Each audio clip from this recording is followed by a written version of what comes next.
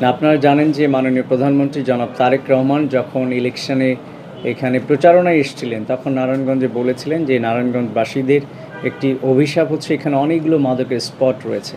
তো after election আমরা যেটি করেছি, আমাদের মাননীয় এমপি মহোদয় সহ আমরা সিদ্ধান্ত নিয়েছি মাদকের বিরুদ্ধে বহুবার জিরো টলারেন্স নীতি ঘোষণা করা হয়েছে, বাট ডি ফ্যাক্টো কখনোই সেটি হয়নি। তো সেটি আমরা বাস্তবে রূপ দেওয়ার চেষ্টা করছি। আমরা ড্রাস্টিক মোবাইল কোর্ট পরিচালনা করছি। যারা মাদক ব্যবসায়ী এবং একই সাথে যারা মাদক গ্রহণ করে থাকেন তাদেরকে আমরা অ্যারেস্ট করছি, মোবাইল কোর্টে আমরা সাজা দিচ্ছি। আমাদের লাস্ট 2 মান্থসে আমরা অ্যারাউন্ড 250 পিপলকে আমরা জেলে প্রেরণ করেছি। একই সাথে প্রায় 35 জনকে আমরা জরিমানাও করেছি। একই সাথে যারা ব্যবসায়ী তাদেরকে আমরা ধরছি, এটি সত্য। বাট একই সাথে আপনি যে কোশ্চেনটি রেইজ করেছেন, অনেকেই সেটি বলছে। আমাদের পুলিশ কাজ করছে, একই সাথে আমাদের মাদক নিয়ন্ত্রণ অধিদপ্তর যারা রয়েছেন তারাও কাজ করছে, আমাদের র্যাবও কাজ করছে।